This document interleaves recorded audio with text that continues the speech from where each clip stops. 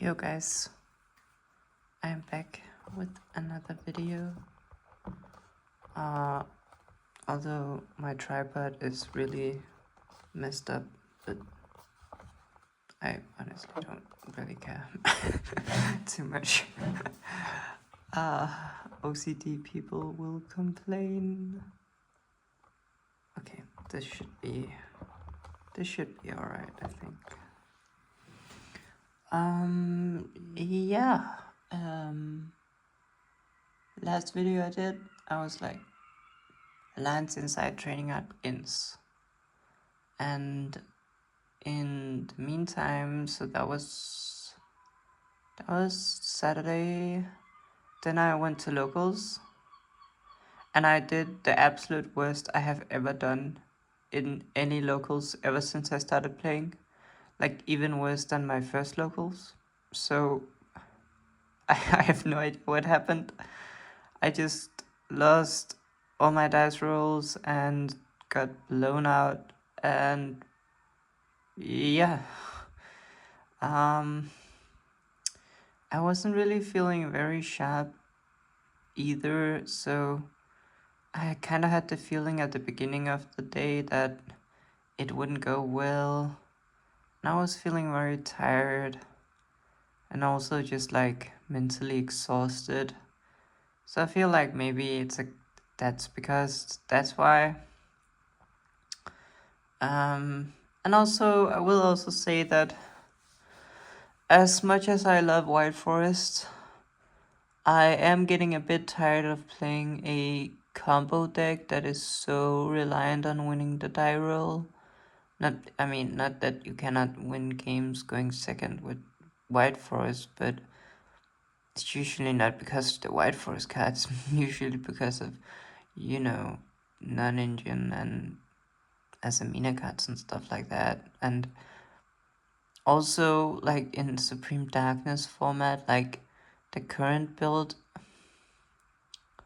it's so strong going first that basically if I get to combo, there's just no way my opponent wins most of the time.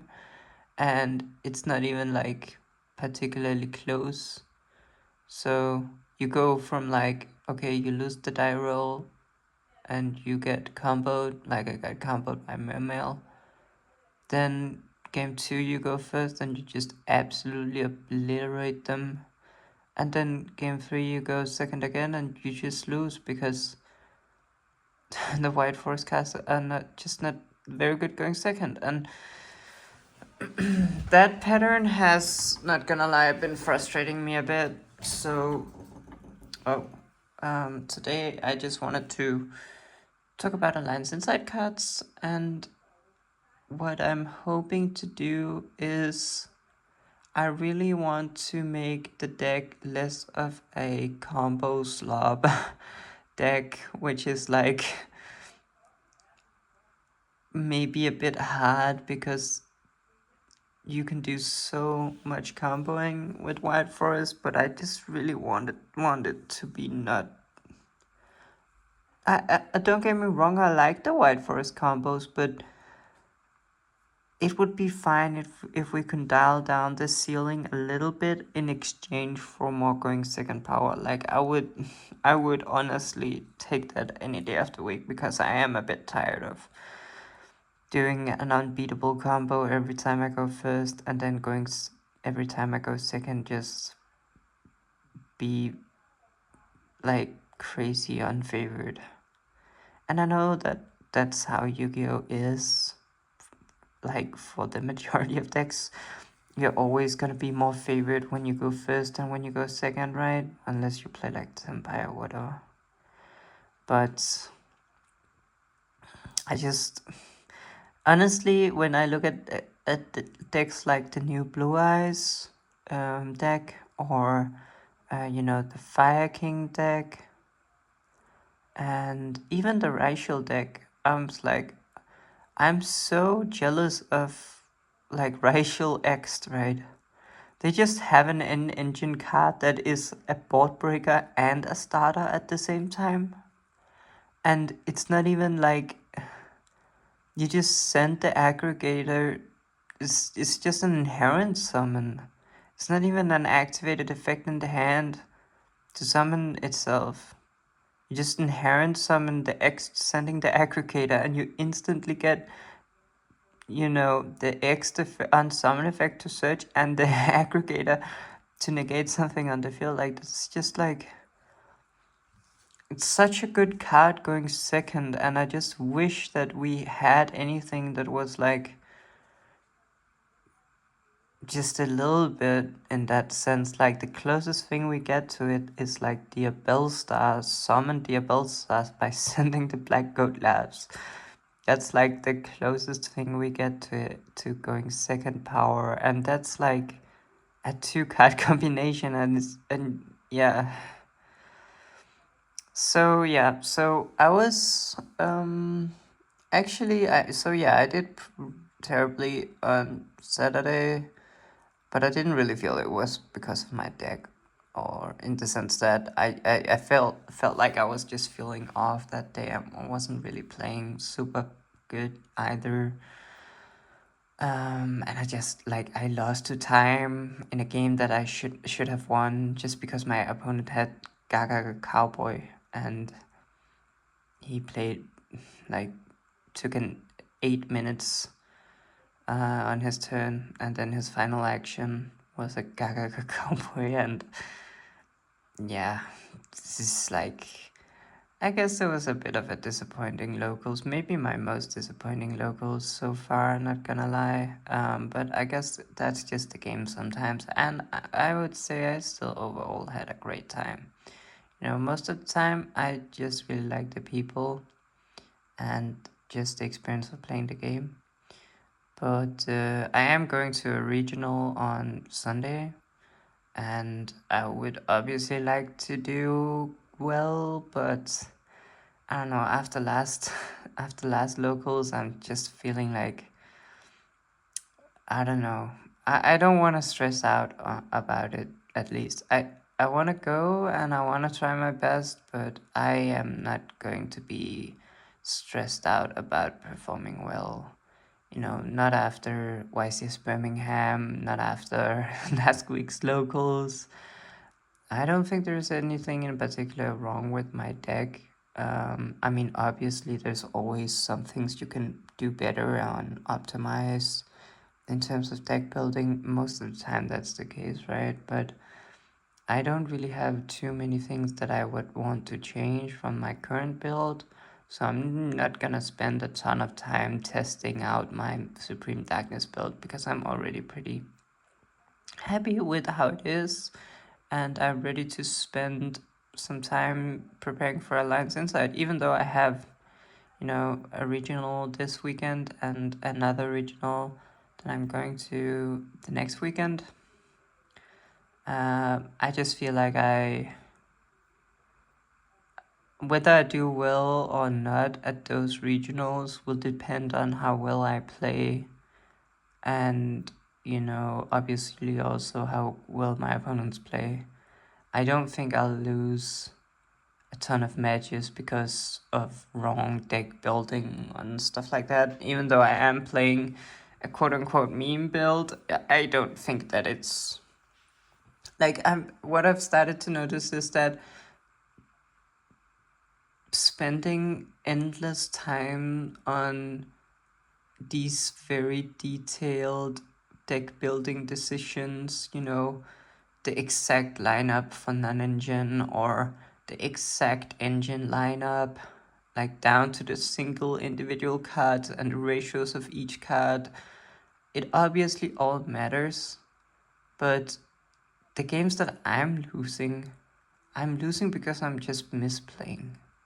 So instead of just stressing a ton about my deck construction, I feel like I should just try to play better and not worry as much about the individual, ratios or cards in my deck and stuff like that. I feel like that's fine now. Yeah, pretty much. And so I'm ready to just spend my deck building time, my theorizing time, that I do in these videos, I'm ready to just spend that time on Alliance Insight, because I think there's much more progress to be made in brewing with Alliance Insight than there is, optimizing my Supreme Darkness list, right? Because at the end of the day, how would you make my Supreme Darkness list better? Probably add Fiendsmiths, right? And I'm just not prepared to do that. And I don't want to do that. I like my Queen Asamina build. And I'm completely fine with losing a game because I chose to play Queen Asamina instead of Fiendsmith. That's fine with me. To me, it matters more winning with the deck that I know I made and that I feel like I made the choices for, rather than what, quote unquote, might be the most optimal way of playing a certain strategy. At least that's how I feel. It might change, at some point, But that's the whole reason I'm playing White Force to begin with. Like, it's not a tier 1 deck, so, why are you playing it? And if you and you just have to be knowledgeable about that reason. Like, if you're playing White Forest because you like the art style and you don't really care about what build of White Forest you're playing, you just want to play White Forest and you just want to play the best build, then just go for the best build. But if you're like me and you're playing White Forest and as a Samina because you feel like it's just a super interesting archetype from a deck building perspective, then, maybe I'll suggest to you not to play the Fiendsmith version, because the Fiendsmith version is honestly boring compared to a lot of the other things you could do. There's so many creative ways to build the deck right now, and let's be real, the Fiendsmith stuff does not really synergize well with White Forest or Asamina. Like, I hear some people say, oh, well, but you can, equip Requiem, and then it becomes a spell, and you can send it to the graveyard to activate your White Forest effects. And it's like, that's it? That's the big synergy point? Or, or you can, what other things are there? Asamina APs, right? The bounce spell that bounces a ton of stuff on the field, it also counts Fiend fusion monsters. So if you have Disarray, the Asamina APs will bounce one extra thing, and it's like, you are just jump trying. Like, I'm not saying that there is not synergy, but the synergy points are just very few and not very big synergy points. I would say overall, the Fiendsmith engine does not synergize with the White Forest engine or with the Asamina engine in any particular way. And the reason that it's the optimal build, probably, is just because the Fiendsmith stuff is super good, and you play the Fiendsmith stuff in almost any deck anyway, right? So it's, I don't know. That was a big rant, and I'm already just ranting. I haven't even done any testing. I just feel like ranting today. I don't know. I also have some coffee in my magic cup. I'm actually going to draft on Friday Magic for the first time in a long time with some of my old friends. We're gonna be playing Khans of Takir draft. One of my friends picked up the OG boxes of Khans and Dragons, and yeah, so that's gonna be super fun. If any of you are playing Magic the Gathering, you'd know that those sets are very, very awesome and also super nostalgic. But yeah, let me have some coffee.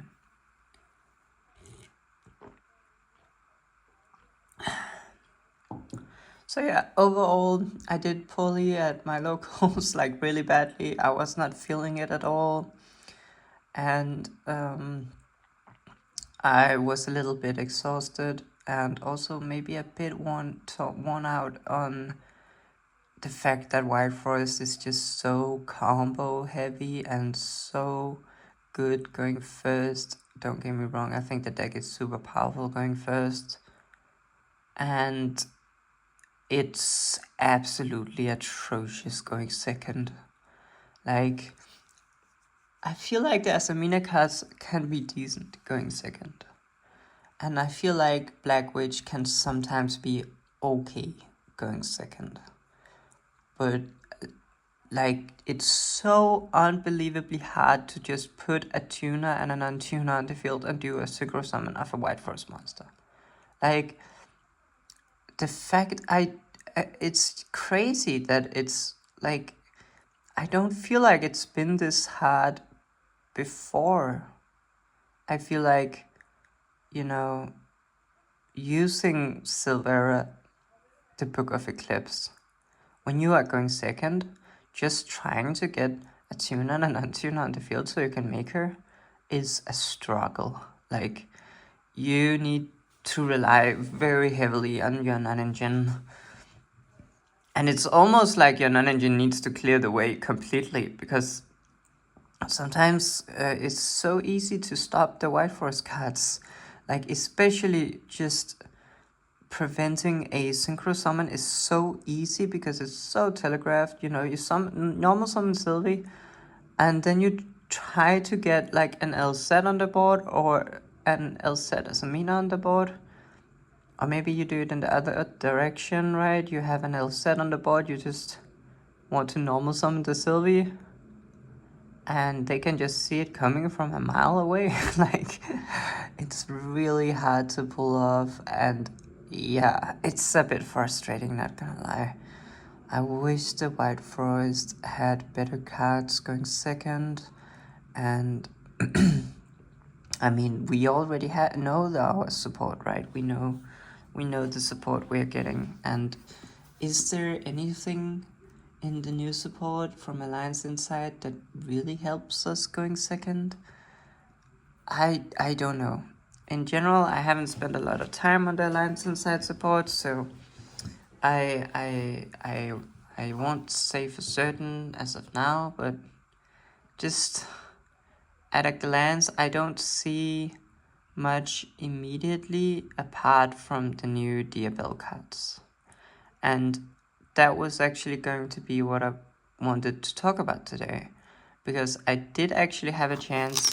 Let me see if this is the deck. Yeah, I did actually have a chance to play with these cards against my good friend. We met up Sunday, and we just played just chill games, and he was on Memento, and I was trying this Alliance Inside White Forest, and I got to play with all the new cards, and for like 5 hours or 4 hours, I don't remember, we played a lot. And so I have some thoughts that I wanted to share with you guys who maybe have not gotten to play with the new cards yet. And I will also say that the build I was going for today was a pretty experimental one. I had some different ideas that I wanted to test out. Or not the build that I'm going for today, the build I was going for Sunday. I had some different ideas that I wanted to test out. And some of them, so I did make the deck. I don't know if you would say made it weaker, but I did definitely make some unorthodox choices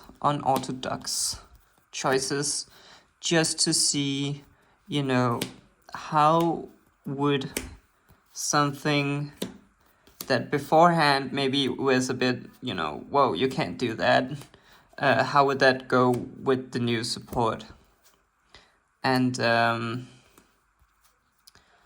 yeah, it definitely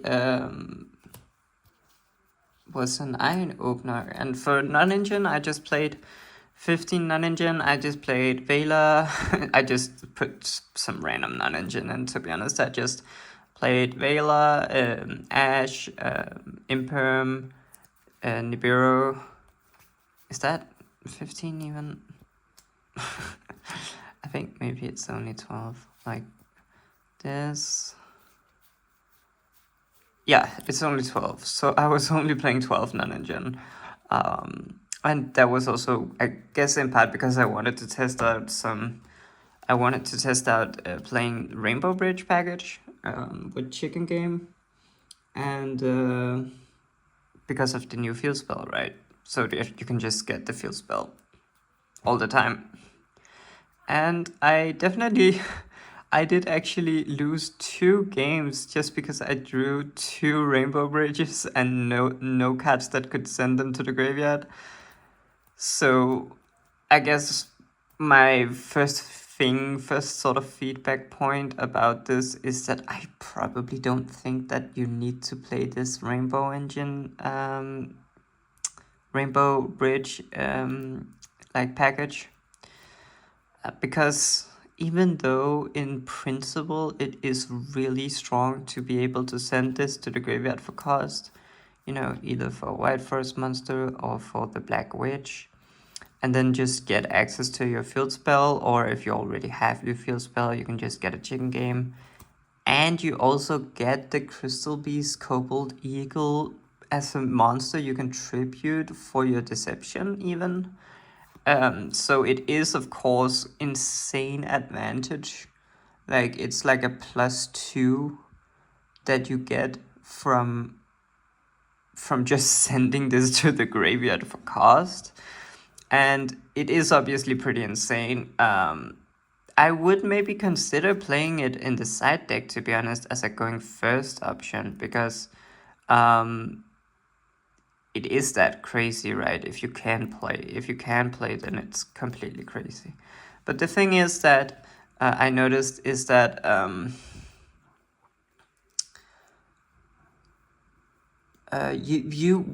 in my current build, the kind of ironic thing is that there's not too many things that I can actually send this to the graveyard. Like, I know that sounds weird, like we're playing White Forest, obviously we can send spell and traps to the graveyard, but it's actually not the card density like of cards that can do it directly is not completely crazy. So just let me go over the build I was playing.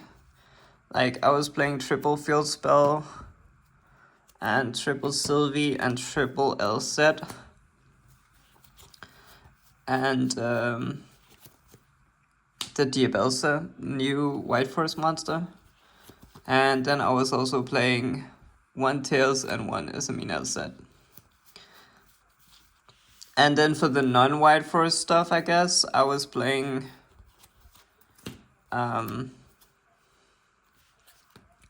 triple Wanted and a Deception and a Hallowed and a Witch. Pretty standard. And then I was playing 1 Queen, 1 Debtors, and 1 Sinful Spouse of the White Forest. Obviously, the Queen was mostly just for fun, and I wanted to test out if you could use it to make the new Asamina fusion. And then 1 Phileas Diabel, and 1 Curse of Diabel, and 1 Sin Adjudicator. So,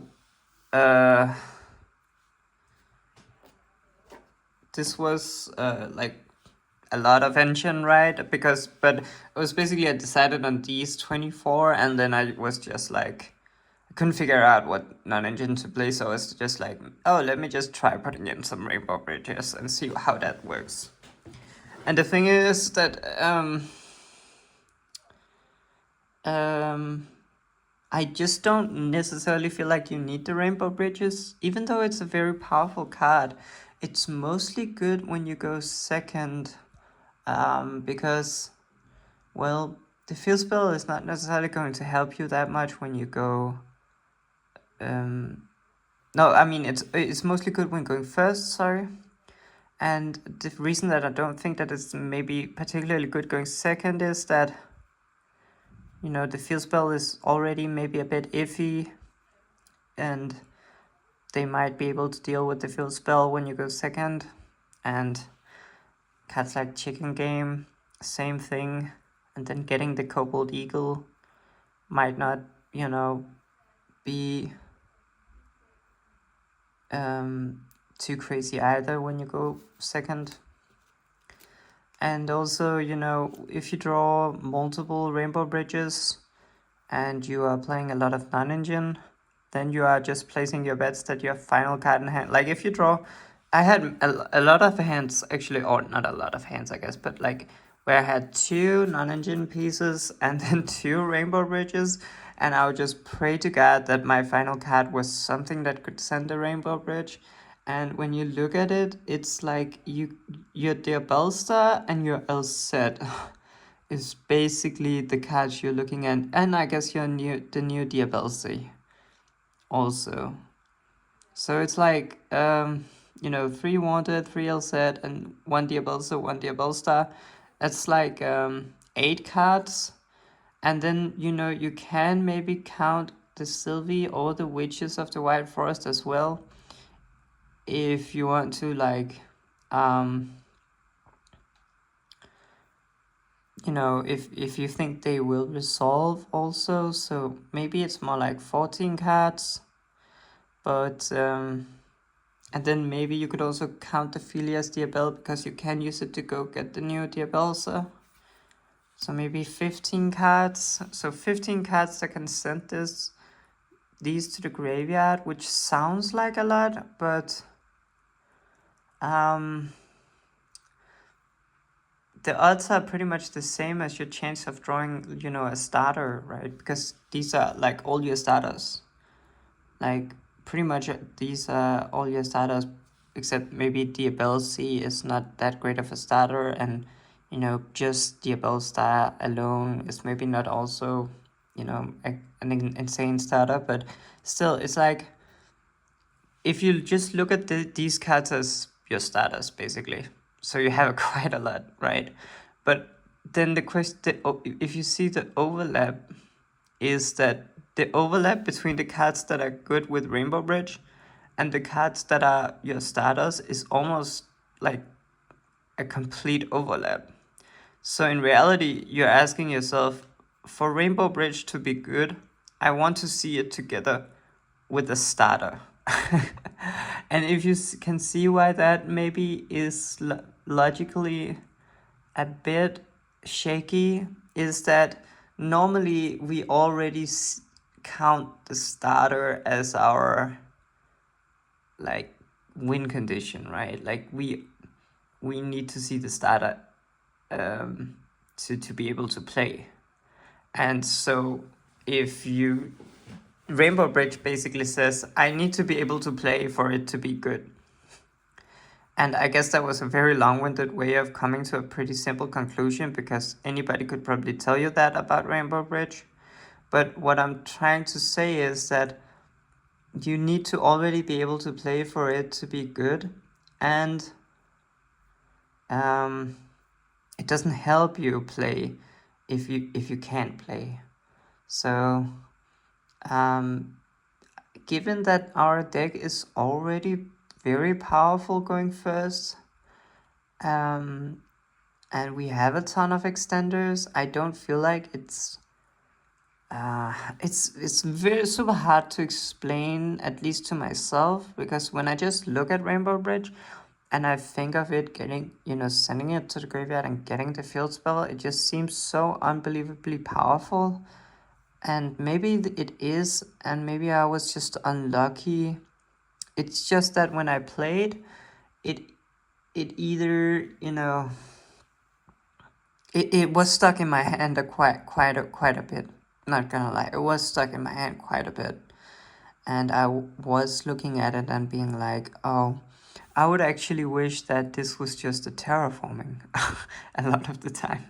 I don't play terraforming in this build, and sometimes I was like, wow, if only this Rainbow Ridge was a terraforming, then I could actually play. But maybe that's, a deck construction problem, because I do feel like in theory, the Rainbow Bridge is so unbelievably strong, but the reason I'm suggesting maybe putting it in side deck and then just siding it in going first is that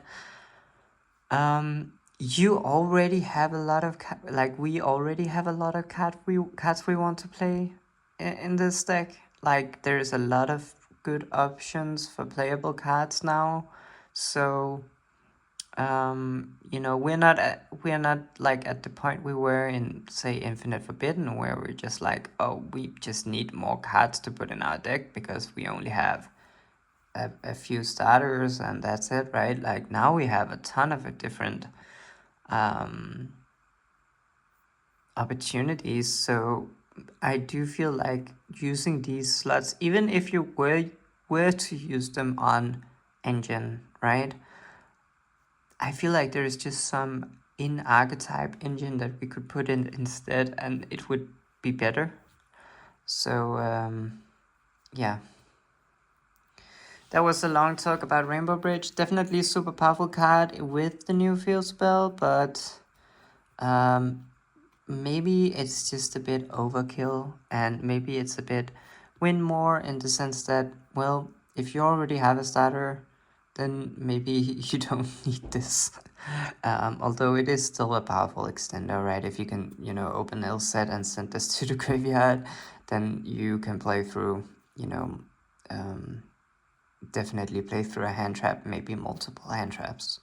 So I won't rule it out completely, but I definitely had some games that I lost because I just had non-engine plus Rainbow Bridge. And yeah, I think you need to play a lot of different ways to send this to the graveyard in order for it to like see its full potential. And I will also say maybe you don't need to play the full 3 Rainbow Bridges. Maybe you can just play some Foolish Burl of Goods instead. I don't know. But I feel like I maybe have ranted enough about the Rainbow Bridge.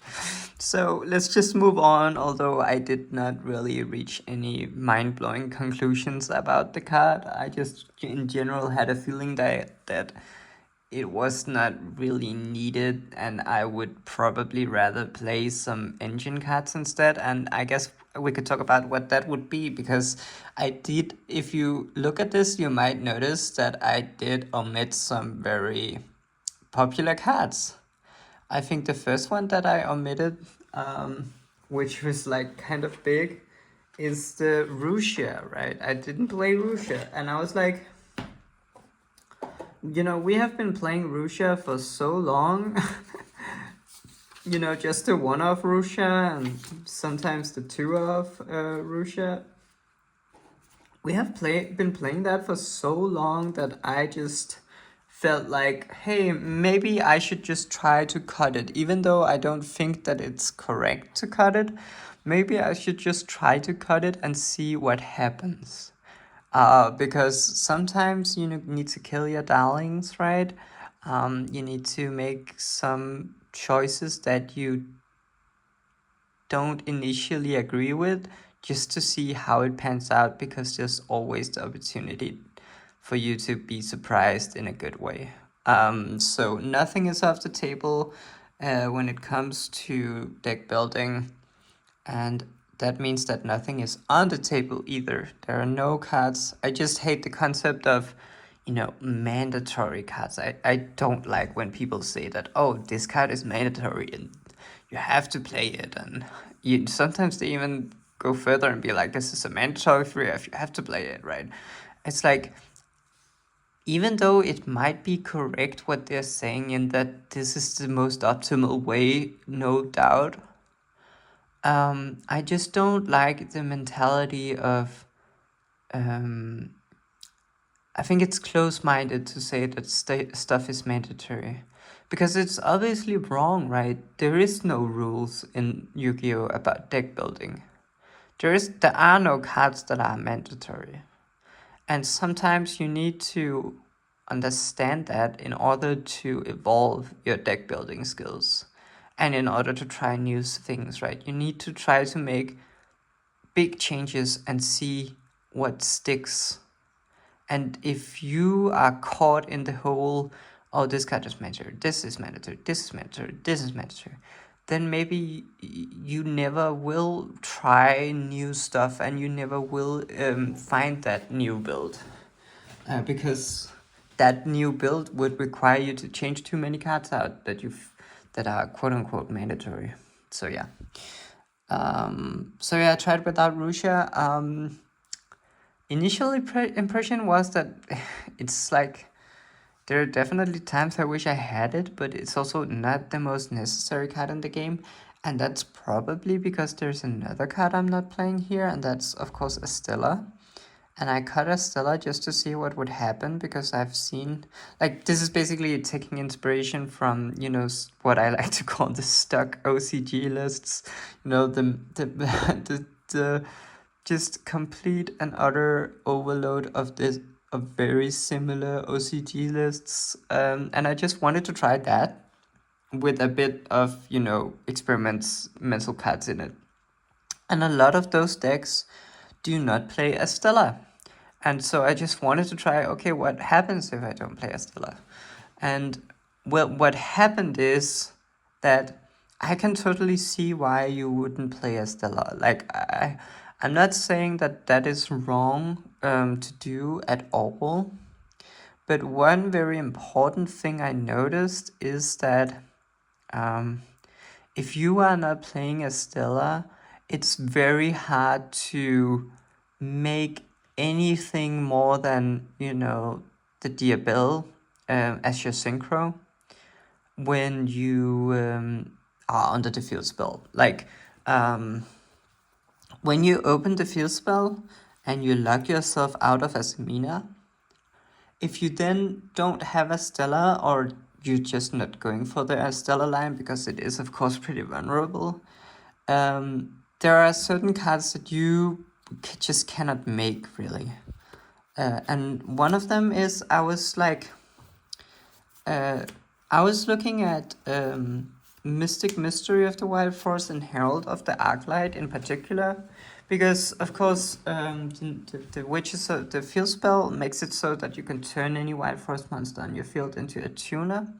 So you could potentially make level 4 synchros now, using a level 2 body and another level 2 body, right?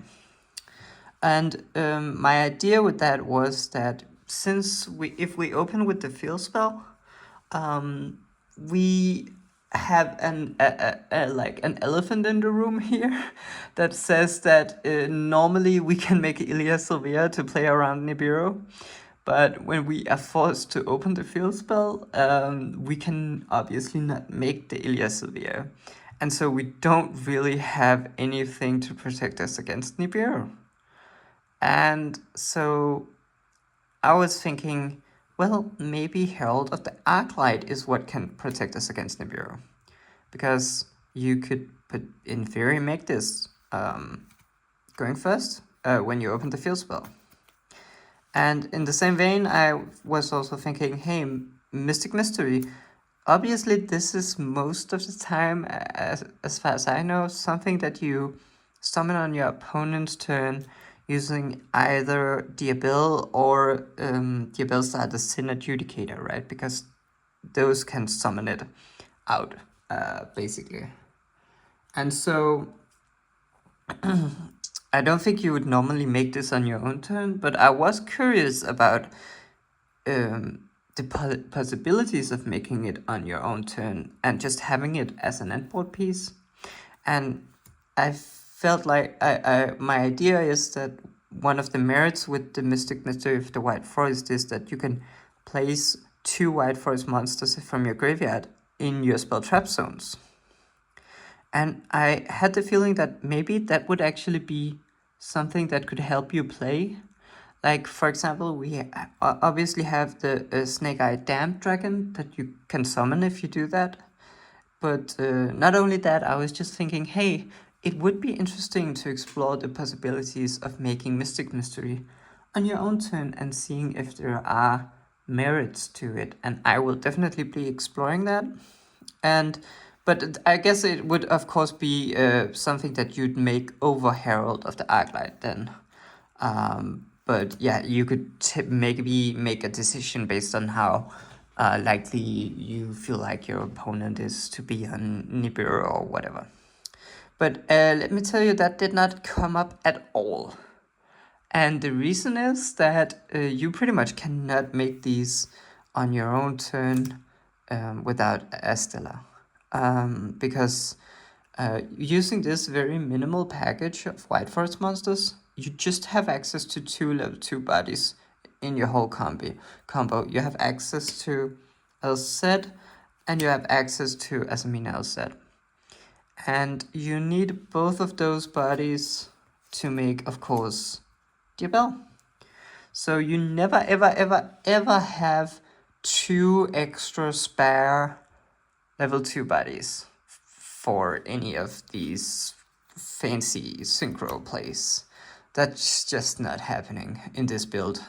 And so that was one thing I noticed, that when you cut Estella, and I'm not saying that's wrong to cut Estella, it might be completely correct to do it, but I just noticed that if you cut Estella, you are not protecting yourself against Nibiru, or you cannot protect yourself against Nibiru when you open the field spell. And in general, you just cannot really make too many synchros apart from Diabell if you don't play Estella, because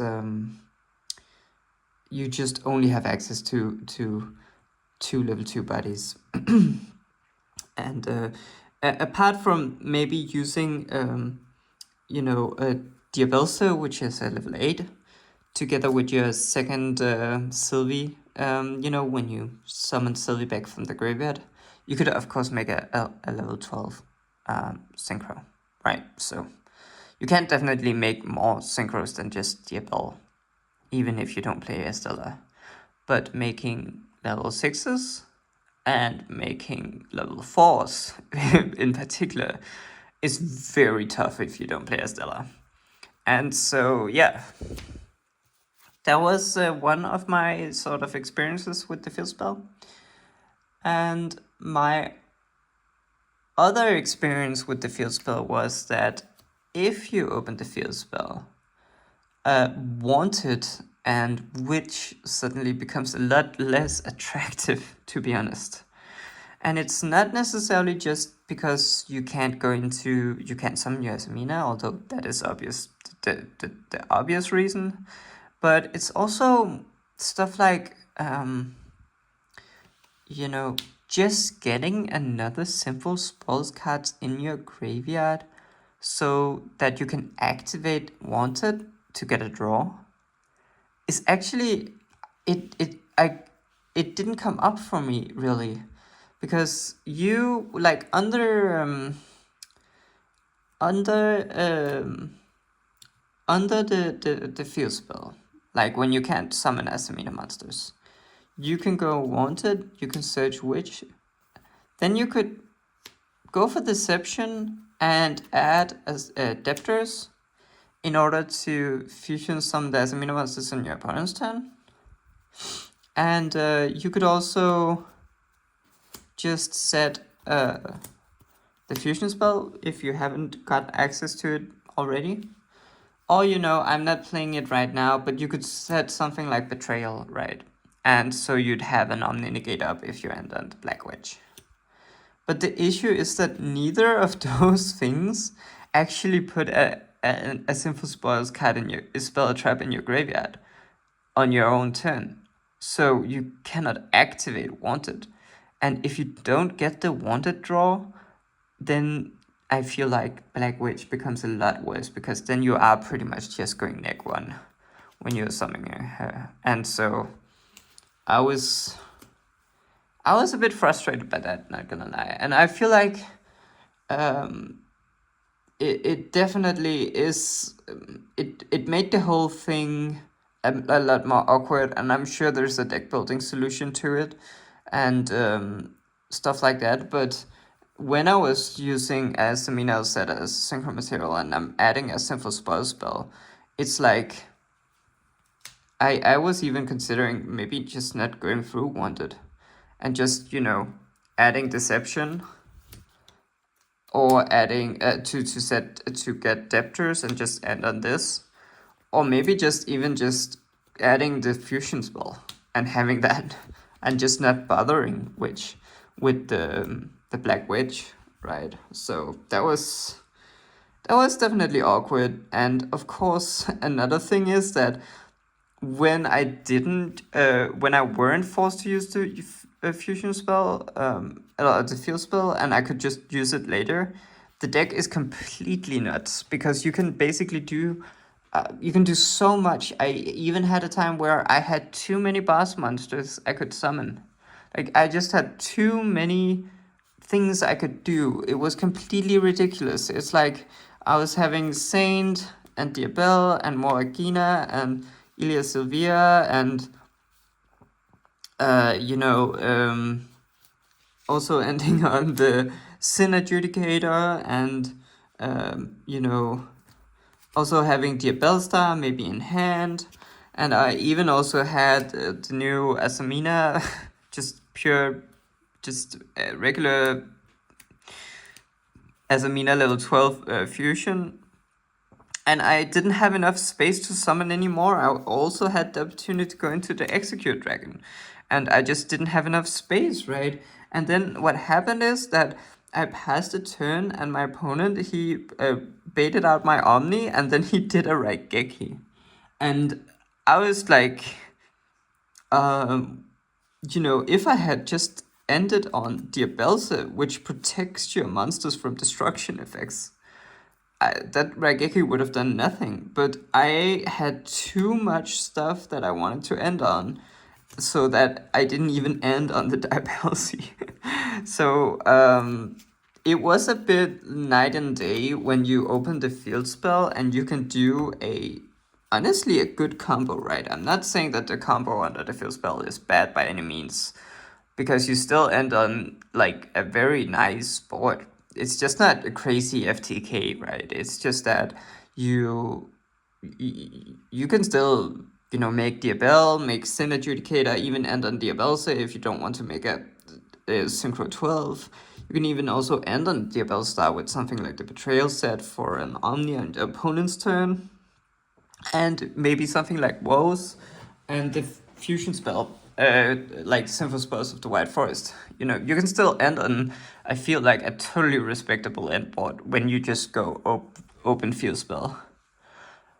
But when you just look at that and then you say, okay, what is my combo when I don't need to open field spell? I could just search the field spell midway through, and that is just completely crazy. You can just go through your entire Asamina line before even slamming down the field spell, and you just have a guard board, right, that cannot really be beaten. And it was kind of weird to have like this super polarity in when you open the field spell versus when you don't. And that is not to, I don't mean to make it sound as if the field spell is bad, because it's really good, right? Because it's just a starter. It's a so free starter, and it's also an extender, right? It's just an amazing card, and but obviously it does put a limit on, you cannot do your full Asamina combo. And then it's like, well, do I then even play the Asamina cards if I can only maybe do the combo 66% of the time? Is that still worth it then to play the Asamina cards? And it's a tough question. I have talked about it before, the whole field spell dilemma thing, but yeah, I did definitely notice that Wanted becomes a lot less appealing when you have to open the field spell, and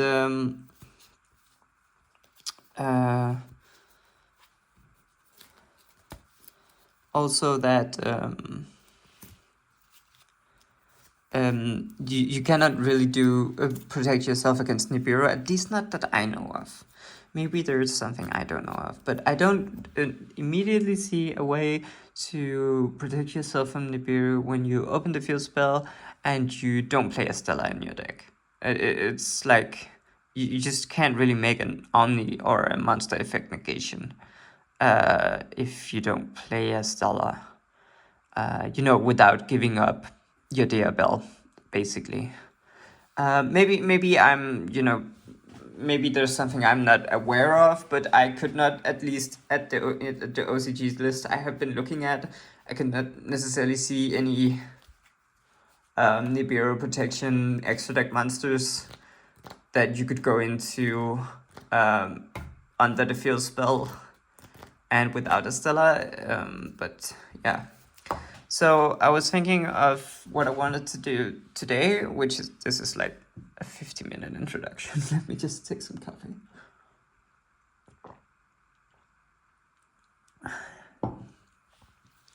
What I wanted to do today was I wanted to see, okay, what can you do with Estella? So I just wanted to do some Estella combos, pretty boring.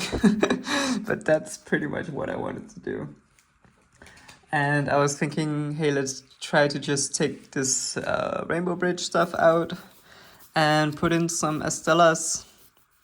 And I was also pretty impressed with this Curse of Diabell card, and I would maybe consider playing multiples of them. It's a bit like Rainbow Bridge, right? You need to send it to the graveyard for it to do anything. Although it is also pretty strong. Just destroy all face-up cards your opponent controls. It's a pretty strong endboard piece also. So, maybe I'll play a couple of those. And I was also looking at this sinless sinful spoils. Just some vibes here. And because I was thinking of, maybe you don't actually need to play Black Witch, although maybe I'm leaning too heavily into the when you open field spell scenario, because obviously you're not always gonna open the field spell, right? So it is fine to play as a Mina cards most of the time, and you should just have something you could do with your witch when you don't when you do open the field spell, and obviously also something you could do with your debtors, which is why with your deception, which is why I chose to play the debtors as an endboard piece, and I do actually like that quite a lot. I do think that debtors is a pretty strong endboard piece, because it's not a bad card on its own, to be honest, and when you're forced to open the field spell, just having something else you could do with your deception seems powerful, to me at least. So, but maybe it's not necessary. We'll see. There's definitely a spectrum that we need to figure out when it comes to how much Asamina stuff are you playing, if any, because I don't want to exclude any option, to be honest, and so I don't even want to say that we are definitely always playing Asamina. Maybe there is a version of pure White Forest where you're just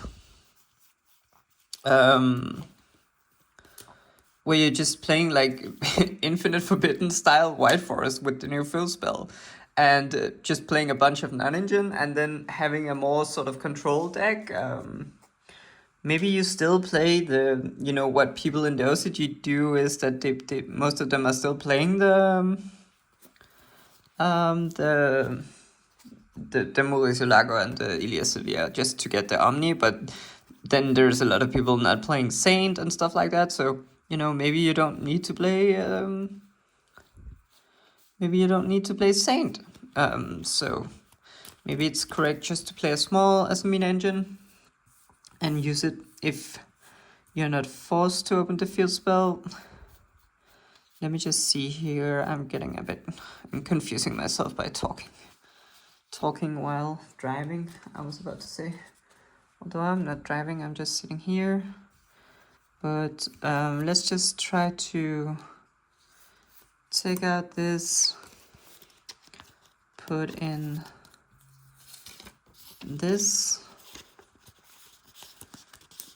just a... And then I wanted to also try... Maybe just try the one sinless sinful spores out, so that... let me just find some proxies we can take out. Because... we're probably not playing multiple...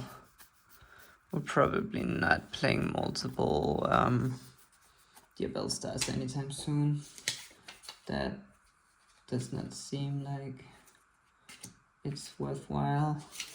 If I'm even considering playing... If I'm even just considering whether or not I'm supposed to play one, then I'm guessing multiples is probably not really the solution. Just need to find some card that I can use as a proxy. What? Oh. Let me just use this Speedroid Wing Synchro. And let's just go with this. And let's see, what does that bring us to in terms of engine? We have 3, 6, 9, 12, 15, 18, 21. Probably don't need to play Queen as Amina, to be honest. But yeah, let's just put her out. 21, 24, 27, and 28, 20. Wait, is that really true? That seems like quite a lot. Let's see, 10, 20. Okay, that's way too much. Let's see. Let's just say that we're playing... Yeah, we're just playing 12 non-engine. Well, I guess it almost matches up. This is 41 then. So maybe I just remove, you know, one of the wanted. Maybe we try it like this. It's also not really that important because I'm just gonna do some test hands, so it's not like we need to be at exactly 40 or anything like that. But yeah, what I wanted to try was test hands using the field spell and some fodder, like, because I wanted to go field spell at Estella, but I don't want to send the field spell for cost for Estella because then you know, you probably won't be able to make the herald. I just want to see if it's possible to do the herald thing to play around Nibiru at all, because maybe the reasons that people are not playing Estella in the OCG, or you know, many people are not playing her, is that, you know, you can't really do the thing anyway, like realistically. So let me just see, like, what hand would we like? We would like a field spell, and then probably just like Nibiru, Ash, and 2 imperms, just in case. Maybe we need 2 spells and trap to send to the graveyard. So just something like this. And let's just see what that can do, pretty much. And so we only have one play. We activate witches and go get our Estella, and you know, this obviously dies to one hand trap. And we just go normal Estella. We send the imperm to the graveyard for cost. And I think this should be pretty much the standard white for stuff. We go Sylvie and we add Tails. Probably Tails. And we just go these 2. And we make our good old Richella and send the tails for cost. And what do we add here with Richella? Because the thing is, one thing I also noticed is that you now kind of also want to see your Diabelsa, like your new Diabelsa, and you can obviously search her with Richella and tails. But of course, you also want to see your LZ and your LZ Asmina. And you know, there's also Rusha that is pretty nice. But of course, LZ gets you any other card. So you can always get LZ and then whatever other White Forest monster. But there's still 2 left, right? There's still, if you get LZ and use LZ to get Asmina LZ, then you still have Rusha and your Dibelsa left, and you only have 1 search left. You have your Tails search or your Richella search, depending. So, and that is also, you know, not including the fact that you could maybe just grab Woes with Richella. Right. So, yeah, definitely interesting. I feel like that the whole Diabelsa sending the Curse of Diabel to the graveyard, adding Phileas Diabel, and then adding the Sin Adjudicator is just a really strong line, because I think the Sin Adjudicator is pretty strong, and it's also pretty low commitment. So do you feel like adding Diabelsa is pretty important in our situation? And I would definitely add the Diabelsa over the Rusha, because we don't really have a ton of, you know, level 6 plays that we are looking to make. So that's, I guess, the first decision. But then we have to decide, do we want to see Woes in this situation? Because right now our only opportunity to search Woes is with Richella right now.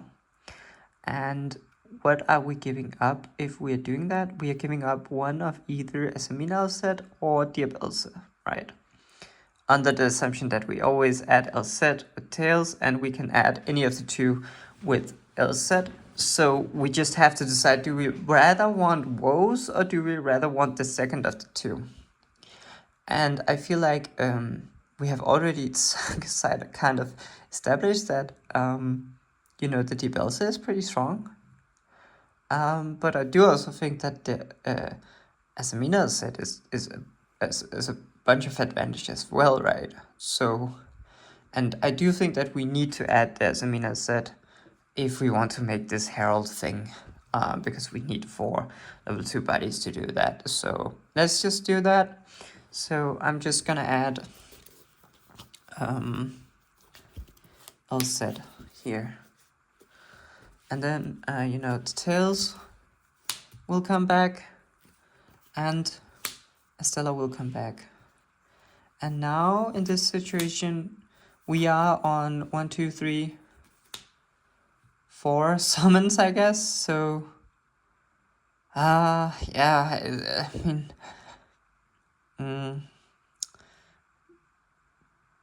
yeah, because we are on 4 summons now. And we can make Herald, right? We go tails, and we add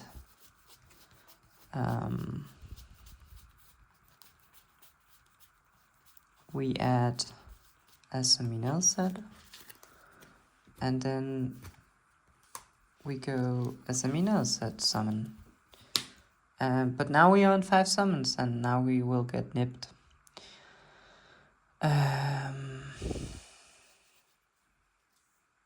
So this line, yeah, that at this point there was not really an opportunity to play around nip in the traditional sense. If we would have played around nip, let's just put these back here and let's zoom back to the situation we are in here. because we could potentially just make the herald now. Like we could say tails here and add, well, we could maybe just add, oh no, we need to add else set here then. And then go else set, sending the second imperm. Or maybe just here we could actually just go witches, target a Stella to make her a tuner. And then we could summon a set here, adding this. And then we could use these two here.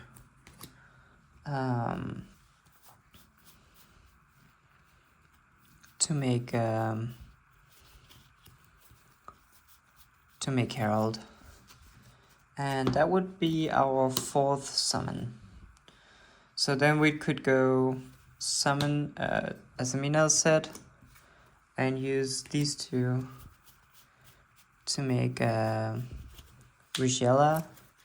And then we don't need the fieldspell anymore, so we could send it to the graveyard, and then we can search our Diabelsa. And we could also search out some simple spell here.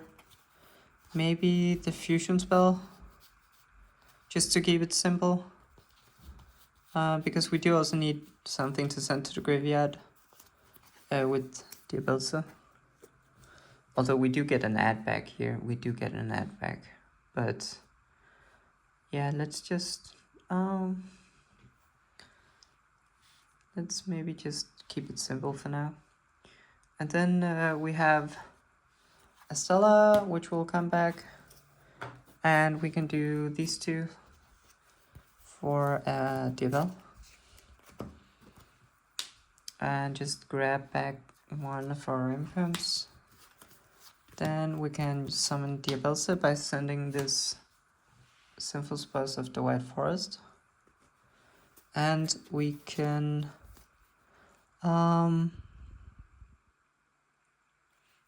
send Curse. And then Curse will trigger. And add Phileas. And then, well, I forgot that this fusion spell will also return. And then we can do Phileas here to get the Sin Adjudicator. And then, if we were able to fusion summon as Amino Monsters, we could, send this to the graveyard because it is a simple spell, but we don't really have that opportunity. And we just banish the Curse and the Phileas and make these three gain 500. And then this is our end board. And maybe I should get a bit more used to putting these guys in defense because of Lightning Storm is a card in the meta right now. But that is a Herald, a Diabel, and Sin Adjudicator. And then we have this maybe a bit random fusion spell, not gonna lie. Like, I don't really know what we're supposed to make with it, but maybe we could just play out the interruptions a bit here. Because, I guess we also had the Sylvie summon back in the graveyard, so we could have used our Diabelsa to make maybe the Execute Dragon. Something like that. Although I don't know how insane that would be, but let me just think here. We would probably start off with the Sin Adjudicator, right? Because Diabel, since we have the Imperm to send, but let's just assume we did not have anything to send here. We start up by just popping one card, summoning the Mystic Mystery. And then the Mystic Mystery here will set some White Forest monsters. Like maybe these two. I don't know. And then we can like do a synchro here, like a yeah, we could like do like a synchro summoning here with maybe these two, or maybe the Sin Adjudicator. Let's just try these two, I guess. Make the Execute Dragon. Then we can do like Diabell, send this to the graveyard to summon out the book. Then we get, you know, Estella here.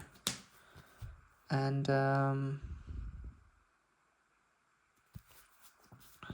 we get Elset back to the hand. And then I don't know what fusion we're making, to be honest. We do have Diabell as an illusion, and we do have some light spellcasters. So unfortunately, we cannot really make Saint Asamina here. But we could summon, just make the Guardian Chimera. Could also make Murcielago for follow-up. And we could also just make the Ilia Sylvia for non-indicate, but well, probably a Guardian Chimera in this case.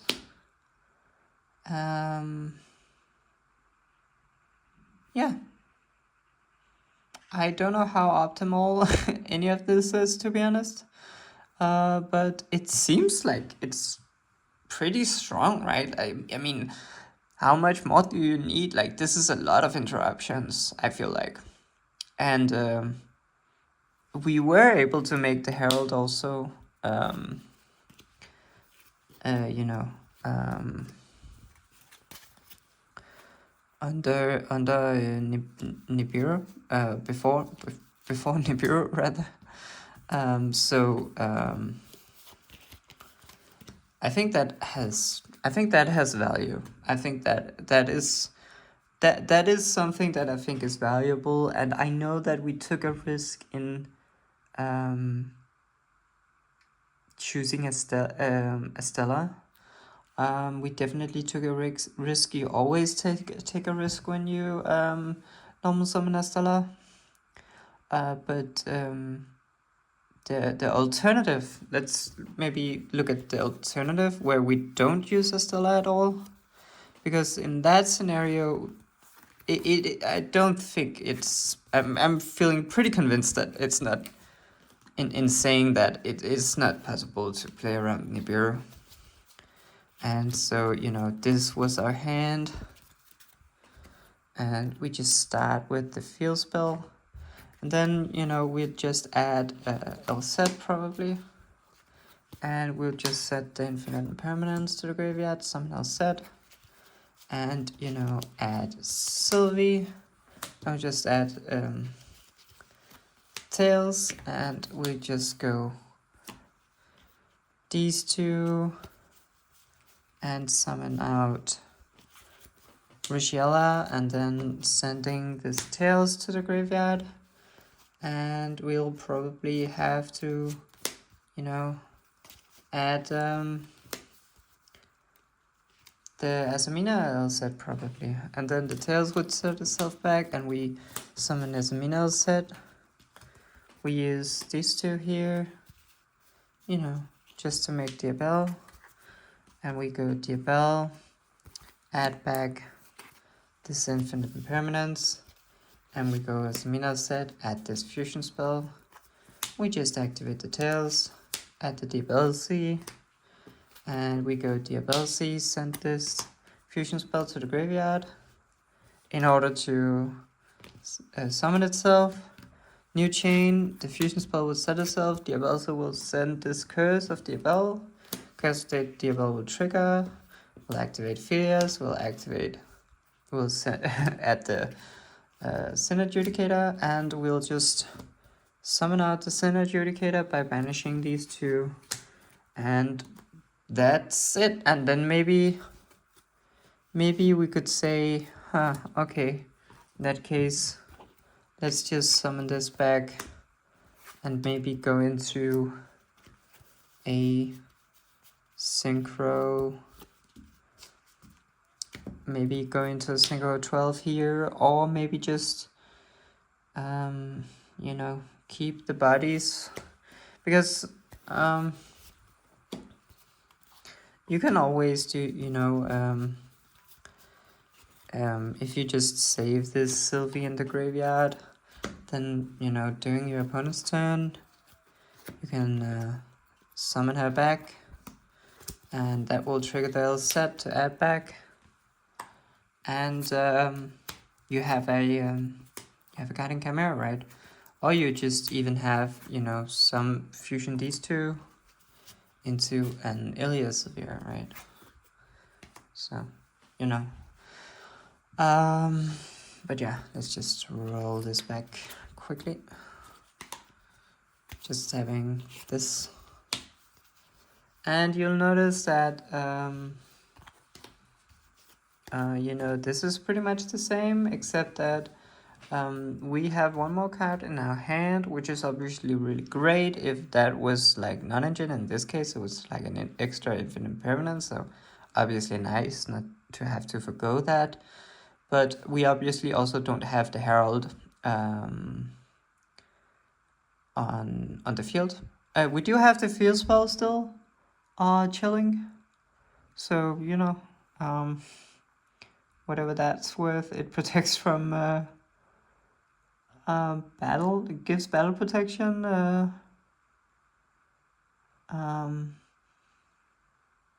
to White Forest monsters. Still don't really know what that is for. I'm guessing that's for the Mystic Mystery, like to protect the Mystic Mystery, because oh well, it is still 2k defense, but I guess it's still like if you summon the Mystic Mystery and they want to just go to battle, then you could like protect that, I guess. But overall, it doesn't seem like it's super critical that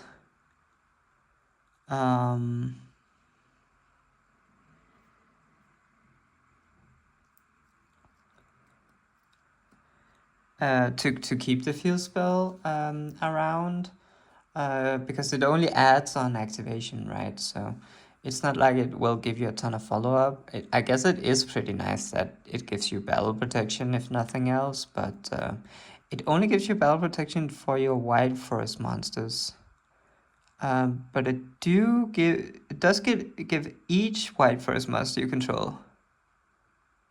The first time each White Forest monster you control will be destroyed by battle, it's not destroyed. But I mean, these are both 3k, so I don't really know what monsters we are so scared of them running over, to be honest. Maybe I'm just not really figuring it out, but yeah. If we had gone for the Estella thing, we would, of course, have the field spell in graveyard, as far as I remember, at least. Maybe I just never put it in the graveyard. No, because... No, we must have still ended on the field spell with Estella, because the only thing that Estella really takes more of is... No, wait, let me just do the Estella thing. Let me just do the Estella thing, just so I'm not yapping. So we just go normal Estella, we send this imperm here. We summon out our Sylvie. Oh yeah, because we don't get to send tails to the graveyard, really, because we have to activate it immediately here. Yeah, that's definitely a good point. Yeah, so we did also have to forgo the and then we summon out here, and we send this, and we can definitely make this card use this to make a Stellar Tuna, and then just send it to the graveyard here and add the Asamina set here, and then just use these two as a fourth summon to make the Herald. And then summon out here, and then go these two, send this one. Yeah, so a bit more costly, no doubt. And then just add here, then this will come back, and we go these two to make the bell, add back the infinite impermanence, and then just go send here, then new chain, set this, send this, add this, place this, play this, add this, summon this by banishing these. Yeah. So definitely more costly, but we did also have Nibiru protection. And I think that's worthwhile. I think also this Herald card is pretty good. It says any monster sent from the hand or the main deck to the graveyard is banished instead. So that does not really hurt us at all, because we are not sending monsters from our hand or main deck to the graveyard. But it could definitely hurt our opponent, I guess. And then, you know, it's just an Omni negate, right? So, you know, there you go. It's just a way of ending on an Omni negate while opening the fieldspell, basically. That's pretty much it. Yeah. I will say the fusion spell is maybe a bit random, to be honest. I don't really know if the fusion spell, but it's like we need to add something, a simple spells card, and this is kind of nice because we do need something to send to the graveyard for cost, so it is nice being able to send this. Maybe if you open multiple card combinations, you could maybe search something a bit more relevant. We could of course also have searched wanted, but you know, this the same thing I brought up, in that we wouldn't be able to send anything, we would not be able to activate wanted in our graveyard to draw a card. So, you know, going through the whole wanted and witch thing just doesn't seem as good in that scenario. So yeah.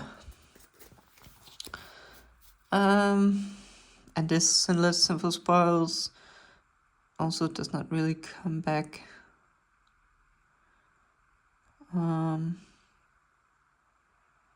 Yeah. I will say that this Sinless Simple Spoils, the thing that I like about it is, right, if we just imagine that we have it and we just activate our Sin Adjudicator here to go pop 1 and summon, and then our Mystic Mystery will trigger, and we can place, like, you know, these two maybe, and spell trap zones. Then here we can go, we can activate this to just summon out this Rishiela, for example. And that will trigger, then we can send this to the graveyard, and we can grab ourselves an Effect Veiler. So, you know, it's kind of like woes in the sense that you just summon, or you know, we could maybe summon as a Mina set, right? And then we could use Mystic Mystery here and summon out, you know, the book, right? So and then you'd of course get, you know, it's basically it's kind of like a woes in the sense that we could either use it to search Veiler, or we could use it to kind of make a Book of Eclipse, right? You know, given that we have access to the Mystic Mystery, of course. The card sort of only really works with the Mystic Mystery, because that's really the only consistent way of putting monsters into our spell and trap zone. but I do just like that.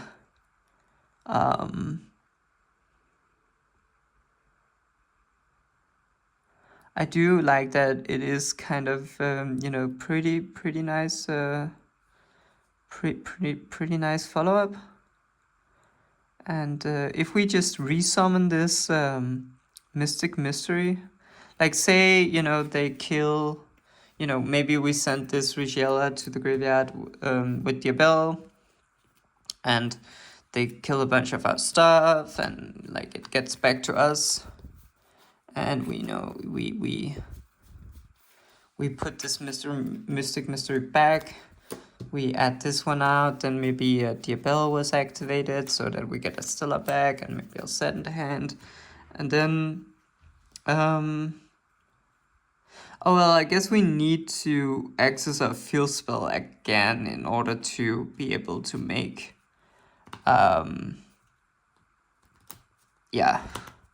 in order to be able to make the mystic mystery again. So, but can the mystic mystery set itself?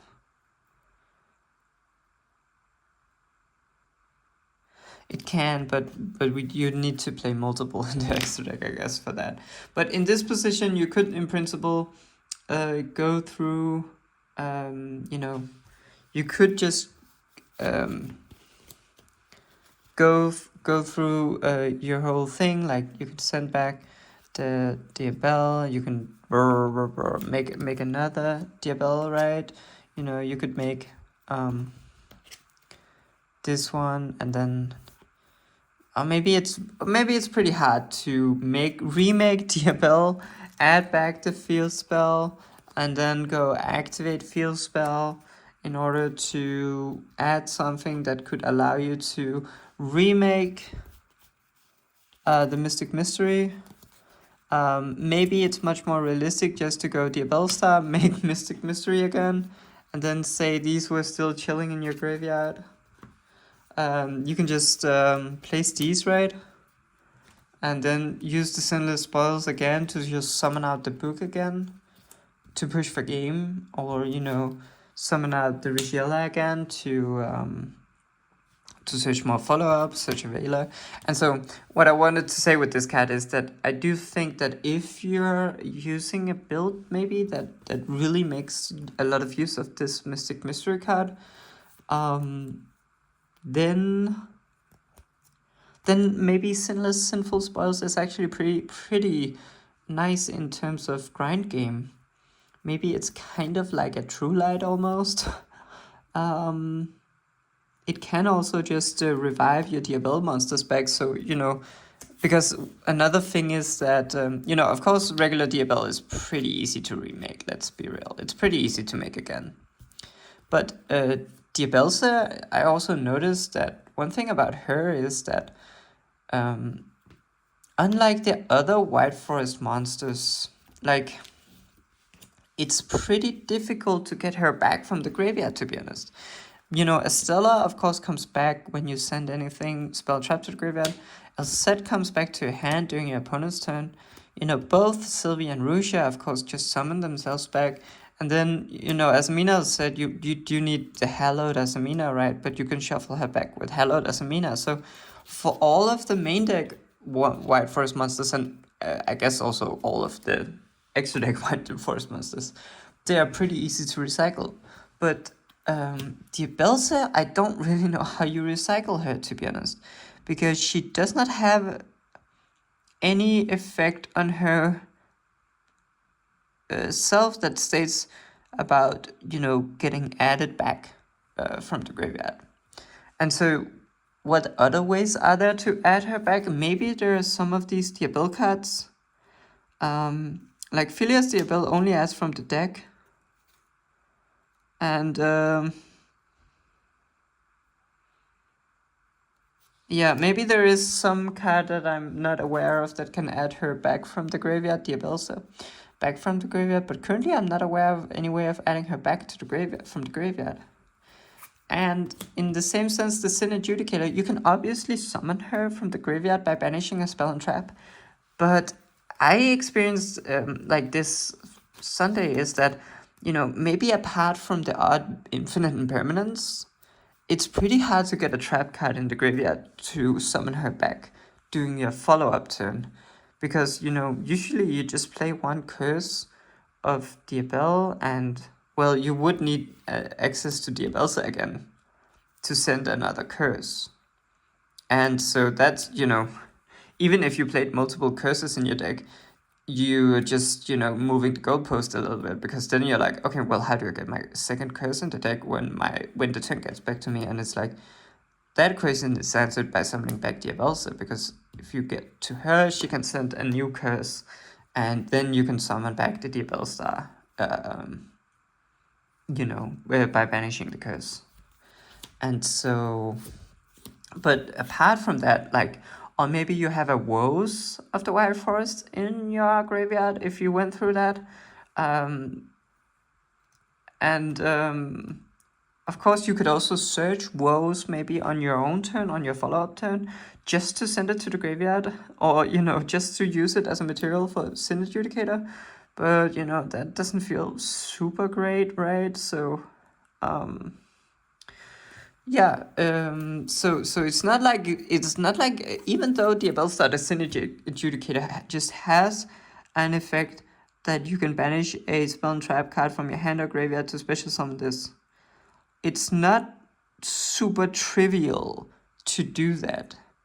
It's easy to do it the first time because you go through the curse in order to even get to her.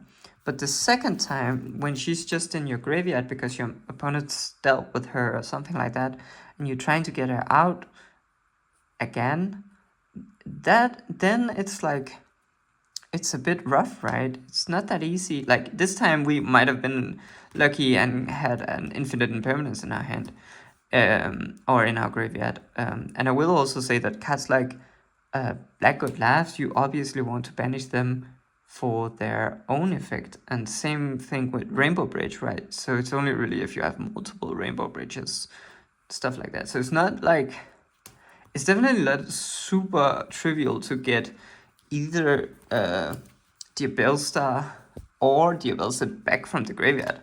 And that's why I think maybe this first effect here, to just summon them back from the graveyard or banishment.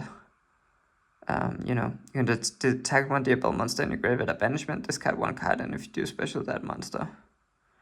And notably, the discard is not cost, so you know if it's going to resolve when you discard it. It's part of the effect, right? So you could, like, during your turn, then you can use this effect and summon Diabelsa back. Then you could use Diabelsa to send another copy of Curse.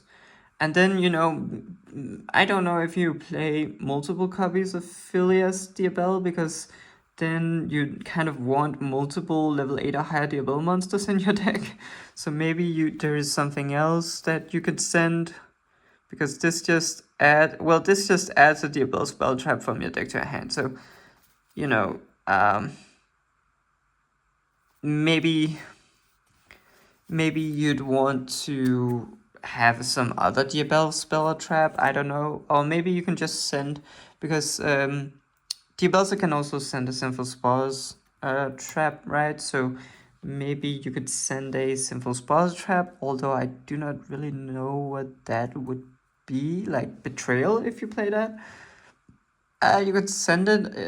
Obviously, it wouldn't gain you any advantage to send it, but it would still be able to pay the cost for Diabelsta to come back. But it would, in that case, be a bit nicer, right, to just send something with Diabelsta that actually provided you with value in addition to meeting the requirements for Sin Adjudicator to come back. Because then you can just go, banish these, maybe. And then you're good to go, right? Like, you just got these two back, and the Sin Adjudicator basically just, you have two Diabel monsters on the field, even if they deal with this one, right? And so now you can activate Diabelsta, pop one card they control, and then summon out the Mystic Mystery again, and then you can just potentially make some nice plays.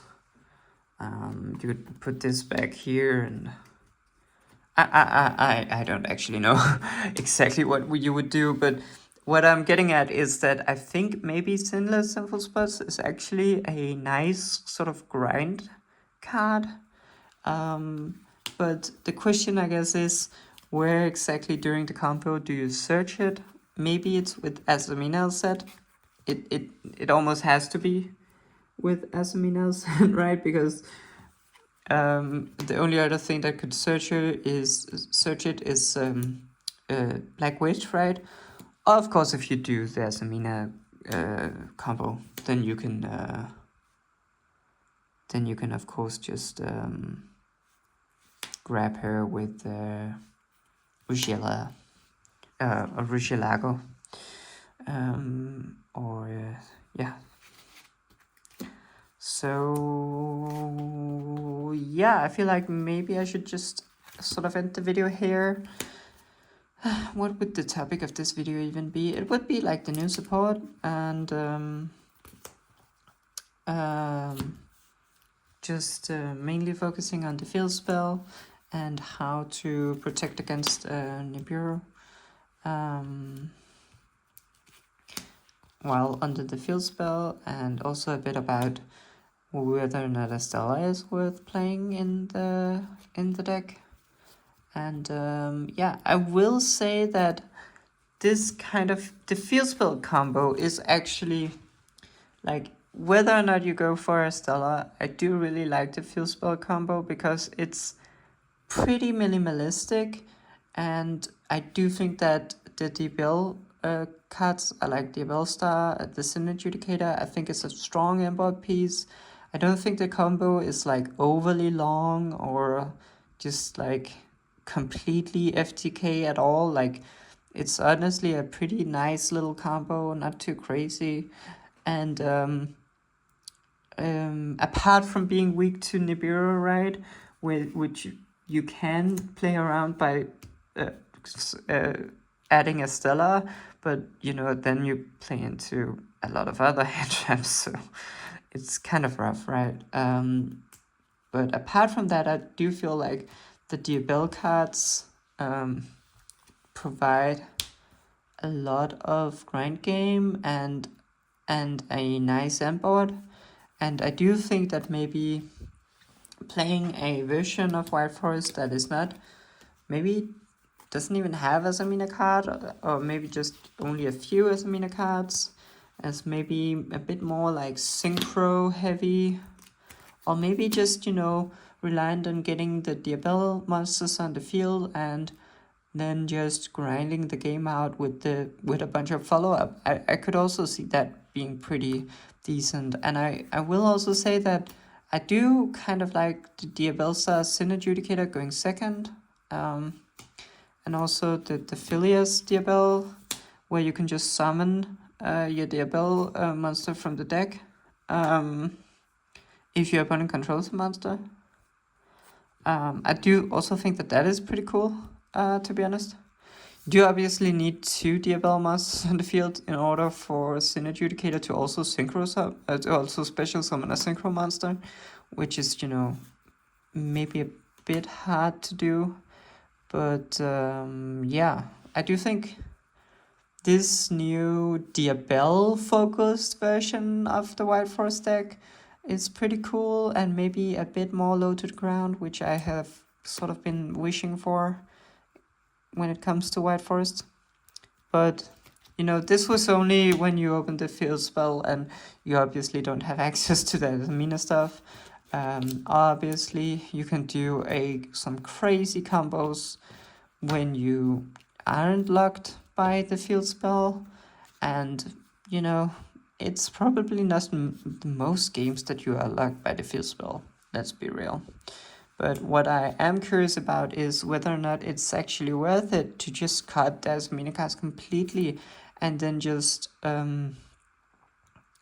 play more non-engine and just focus on a very compact White Forest engine that puts these 3 monsters on the field, maybe also a Herald or something else that I'm not aware of, but mainly just these on the field and maybe some back row. And then, yeah, because we do have a lot of consistency now, and I don't think that there's too many bricks that we need to play. When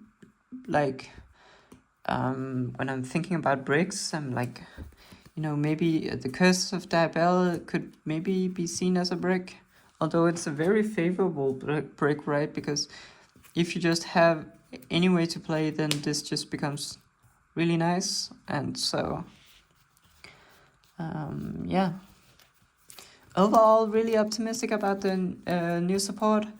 Although I am still a bit, I guess, bittersweet about the fieldspell locking us out of the Asamina stuff, because I do really like the Asamina cards. But if I'm going to be real, I do like this sort of a bit shorter combo that the fieldspell is. Like, it's not as crazy as, the full Asamina combo, which is, obviously a lot stronger than what we did here, but also a lot more cumbersome, and maybe also a bit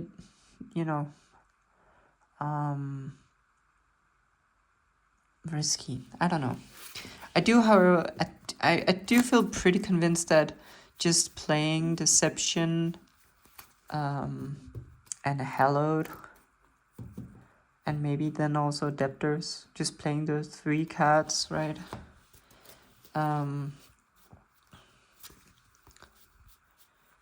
Like these 3 cards here, or maybe even just these 2 here, cannot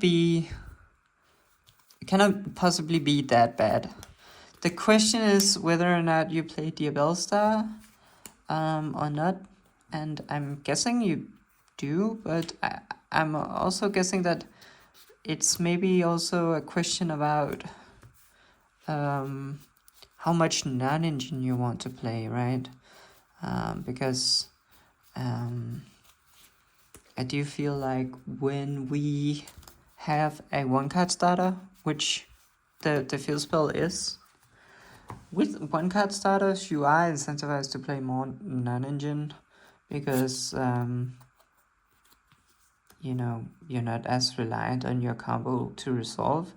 Previously, it's like, and still, I guess, if you don't open the fieldspell, but, with White Forest, you usually don't want to have too much non-engine, because if your combo gets stopped, you have gone pretty nag, right? You have probably sent a bunch of spells and traps to the graveyard just to be able to activate your effects, and so you will not win the non-engine economy game against your opponent. Your opponent will probably have more non-engine than you do, or just more ways to play than you do, because our cards go neg in order to be able to activate. So that used to be the case. Now the fieldspell is not at all like that, because the fieldspell essentially gives you one of your starters, and it provides the spell trap to send to the graveyard. So with the fieldspell, you just don't go neg. So in that case, having a lot of non-engine could be pretty good. And also, if you go second and you just open 4 non-engine and then 1 fieldspell, that could actually be totally fine.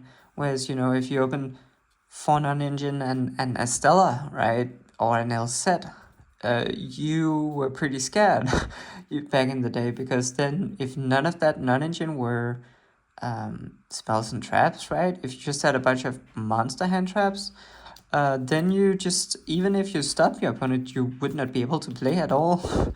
If your only engine card was like an Estella or an LZ. So maybe with this new field spell, it's not really, we can play a bit more non-engine and play a bit more of a control style. I would personally love that, I think.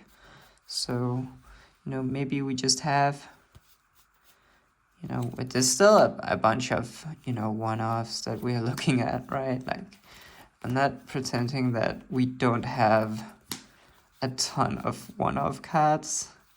We definitely do. And so it's all about trying to have enough consistency. Um, and of course we need around, what do they say, like it's like 13 starters or something that you need, and all of these one-offs here, maybe we should be very critical of them and see, hey, maybe it's not really necessary to play Wanted in Diabellstar. Maybe this Debtor is not necessary. Maybe you just cut out all these, right? And you just don't play the Asamina stuff. Maybe it's hard to say. It's really hard to say. Opening Hallowed and Debtors becomes a lot worse when you are not looking at a lot of Sinful Spells cards in your main deck, right? That is kind of rough. And so you're kind of seeing here that Deception could be a pretty good starter, and then Wanted could be maybe decent, and then Witch could be okay. And then you're looking over here, and it's like, oh, maybe you could do something if you had a way to send Curse to the graveyard. Maybe this Diaphilius Diabell does something. It can add Diabellsy and let you do something. But, maybe none of these cards really do too much on their own. And, same is kind of true with these. So definitely a lot of, one-offs where you have to find out what is the correct way to make this build. And I guess, what do you enjoy, right? Because if you're like, oh, I just really like White Forest back in Infinite Forbidden, and I'm just actually happy that now I have the opportunity to not play Asamina, because you don't really need to. You can just play a lot of extra ways of getting to the field spell, and you can just play pure White Forest. I don't actually think that that's like a terrible idea. I have even seen some OCG lists that with that route. And then you could be, oh, I really like the Rage of the Abyss White Forest. And then you can be like, oh, I'm gonna play some Wanted and Deception, and then I'm gonna try to make an Ilia Silvera when I'm not forced to open with the field spell. And that could also be pretty good, not gonna lie.